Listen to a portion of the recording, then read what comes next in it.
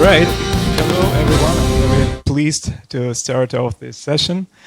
And yes, indeed, the topic is how to keep a tokamak clean. But first of all, does everybody know what a tokamak is?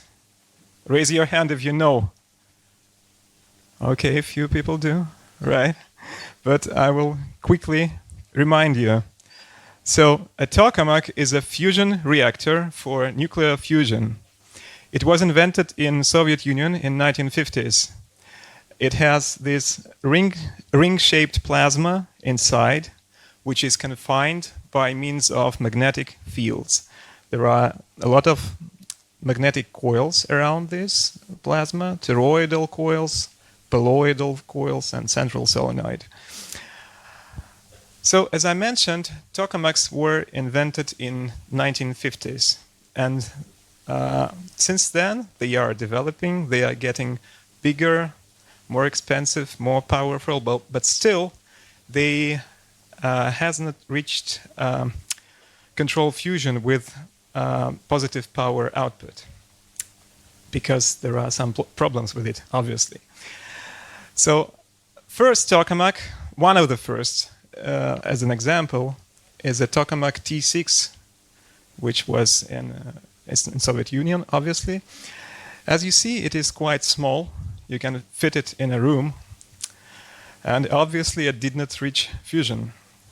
So then, tokamaks were developing, and they were getting more bigger and more powerful, as I said. You can see a man standing near to this tokamak, just for scale. Another example, a more modern tokamak, D3D.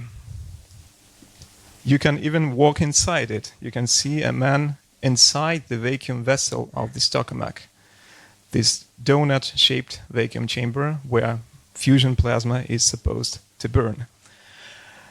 But it's not the biggest tokamak up to date. Scientists are building a more bigger and more powerful tokamak right now, international tokamak. It's being built in France. It's called ITER, International Fusion Device, and Russia is a full member of ITER team, and actually is providing quite a high part of very important devices for the tokamak and parts for this tokamak. ITER is gigantic. You cannot see a man on this picture, and I will point it out to you. Here's a figure of a man standing there.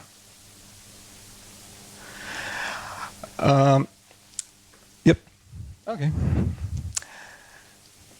It's like 6 stories high. The diameter of the plasma ring is 12 meters. The volume of the vacuum chamber is about 840 cubic meters. It is supposed to generate 500 megawatts of fusion power, with only 50 megawatts being input into the device for heating of plasma. So 10 times energy comes out, and it will be the first tokamak to reach that. Its cost is already higher than $20 billion, and it's still increasing. So the thing that I want to point out to you is that tokamaks are getting more powerful, more expensive, bigger in scale, and with scale, obviously, all problems also rise up. It's quite convenient to change a tire on a modern car. But if you scale this up, the same problem, but on another scale, possesses a challenge. Same with tokamaks. Every problems of small tokamaks, when scaled up, they possess a challenge. Even manufacturing and transportation, which was simple for small first tokamaks, for ITER is quite challenging. For example, you see a toroidal coil here, one of toroidal coils, and you can see the whole team that manufactured it inside. And of course, it's quite challenging to even to ship this coil to ITER building site. That's how it was shipped. By the way, recently Russia shipped a poloidal coil for ITER tokamak, and as you can see, it was shipped by sea. There is no way you can ship it by land. So it's also challenging. Another challenge, thermal expansion. You all know that materials expand when heated up. And for small tokamaks, this was not an issue. For ITER, which is gigantic vacuum vessel, when it's heated, it expands something around several centimeters in size, or even tens of centimeters in size. So you have to design special supports for the tokamak that allow expansion of the vacuum vessels. So not only it is very heavy, but you have to support it on special hinges, allowing movement of the vessel. Yet another challenge. And many, many others. But I'm interested with dust. For small tokamaks, it was not an issue.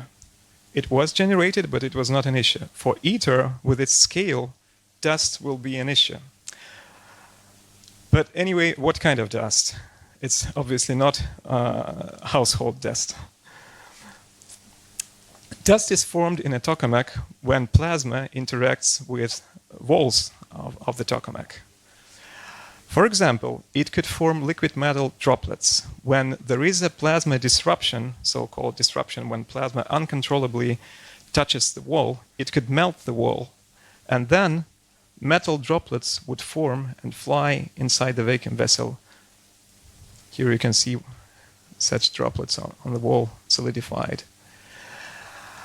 Eventually, they would solidify and form these tiny, tiny metal balls, and this would be one fraction of dust we would see in tokamak, spherical metallic particles. But that's not the only type of dust. First wall materials would be constantly sputtered and redeposited on another elements of the wall. And these redeposited coatings would then flake off like old paint. Quite the same phenomenon. As old paint flakes off the wall, in the same way, metal flakes would flake off the inside wall of the tokamak. And that is another fraction of dust we might observe in ITER, metal flakes. And the third type of dust we might observe are dust grains formed when metals would crack under cyclic thermal loads. If a metal is constantly heated up and cooled down, it could form cracks, and this would also lead to generation of dust particles. So now we see at least three mechanisms by which dust could accumulate in a tokamak, be generated in a tokamak. But why it is so important, why it is dangerous? I would point out three possible dangers of dust accumulation. Well, obviously, it's general contamination.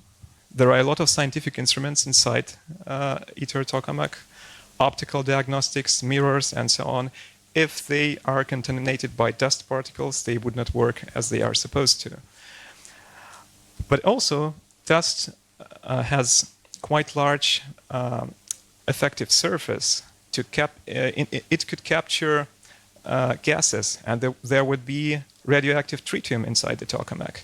So dust piles could accumulate this tritium and then become radioactive by themselves, and this would possess a radiation hazard. Tritium quantity in a tokamak must be strictly controlled. That's why dust quantity should be strictly controlled also. And third, in case of an accident, if this dust is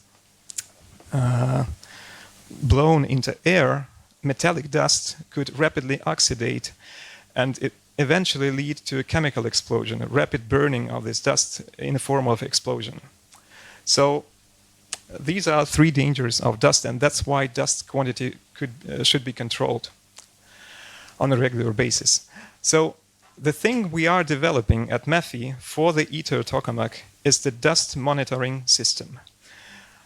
But how do you monitor dust quantity? Let's suppose you enter a room and you want to quickly assess quantity of dust in this room. What would you do? You would take your finger, drag it onto the table or something, and look at it. And that's how you get an estimate, a very rough estimate of dust quantity in the room. It's not very accurate, but it tells to some degree how dusty is the room. And that's quite the same thing we would do in ITER. But obviously, we will not do this by hand. We are developing a device to do so. But for ITER, there are a lot of constraints, design constraints that we will have to follow. Obviously, ITER is a nuclear facility, so no human access. It could not be done by hand. Also, there is vacuum inside. Also, there are magnetic fields inside. Very narrow list of allowed materials that we can put inside the vacuum vessel. And we need to collect quite a wide range of sizes of these metallic dust particles, somewhere in the range from 1 to 100 micron in size. And obviously, the system needs to be very reliable, not to break. So when taking this all into account, it becomes quite challenging to build such a system. So obviously, it's not a vacuum cleaner, because a vacuum cleaner does not work inside vacuum, right? It cannot have any kind of complex electronics or motors, because they would not work in magnetic fields under radiation. No cloth or brushes or something like this. And it's highly desirable not to have moving parts at all, because the system should be really, really reliable, and it should be as simple as it could get. So how do you mobilize particles without any kind of moving parts? The answer is quite simple: with electromagnetic field. Electrostatics, that's what you can utilize to mobilize particles in vacuum. And that's what we did. If there is a surface on which dust particles accumulate, and you bias this surface, or you bias an electrode above it, it doesn't matter, it's all relative. But let's say we bias the surface positively, and everything around is grounded. If there is a particle on the surface, it would also accumulate this charge. It's a conductive particle, metallic particle. It would also get this charge of the surface. And then there will be two forces acting on the particle. The upwards force, which is the electrostatic force, the field multiplied by its charge, and downward force, which is the gravity. And if electrostatic force is higher than gravity, then particle would be mobilized and will fly elsewhere. That's how we intend to collect these dust particles. And then I would move closer to the real thing. So we have two electrodes. But if it's like this, the particle would fly to the top electrode, get recharged there, and then it would want to fly downwards. And then it would just bounce up and down constantly. That's not the way we can collect dust, right? We need to divert these particles somewhere into some kind of collection container. So we modify the top electrode in this way. We do this window blind structure. And then, if the particle flies upwards, it would bounce off these window blinds and flies through them to some kind of container. And that's what we did. We designed this kind of dust collection probe. That's how it works. That's actual results of analytical modeling, numerical modeling of its workings. Dust particles are collected from this plane. They fly upwards through the window blinds, and then they are collected in this region. That's where the collection container would be. That's how it works. So, okay. We established a mechanism on how to collect particles, but that's obviously not all the challenges we had to overcome. Once again, scheme of ITER. We will have to collect particles from this region, the bottom of the vacuum vessel. But then we need to transfer them in this room, which is behind the first bioshield, this wall. Transport them in vacuum, because it's a vacuum extension of the vessel. And then, when collected in this room, we will have to divert these collected containers with dust elsewhere to some kind of lab.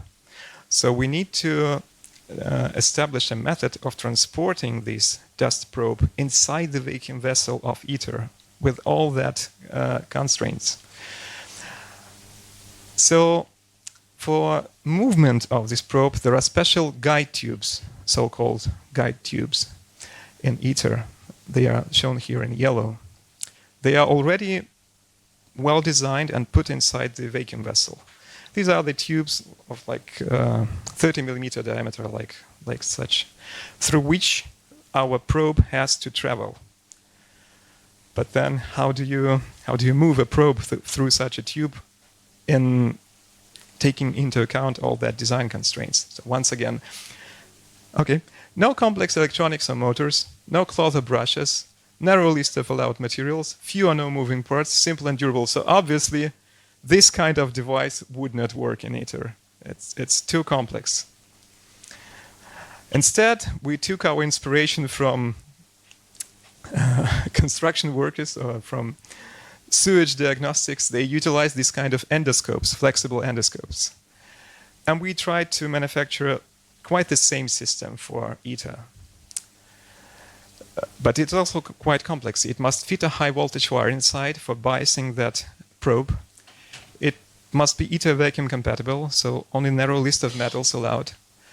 No pockets for dust, so any kind of chain structures would not work. No magnetic materials. It must be rigid enough and yet flexible enough to bend through that guide tubes, but to be rigid enough to push and pull that dust probe. And spool size is quite limited. So the only type of metal we could find for this is titanium tube. It's spooled down on a spool, and then when unspooled, it stays straight. It does not bend when spooled down on a spool. It stays straight, and then we can push and pull our dust probe through these guide tubes. So now the overview of the system is as such. We have this huge spool with titanium tube, which when unspooled gets propelled through the dust, through these guide tubes into the ITER vacuum vessel. We collect dust particles here with electrostatic dust probe we designed, and then we pull it back and collect these dust containers here. It's quite a challenging system with all that design constraints. But we are building it in MEPhI right now. Here is the first mock-up of that system. We have this spool with titanium tube, guide tubes, all the way through 2 rooms. We had to make an opening between 2 rooms. It's 1-to-1 scale as with ITER. And we are building it right now, testing, and hoping to get it shipped to ITER and get it working. That's it. Thank you for your attention. Thank you, Yaroslav.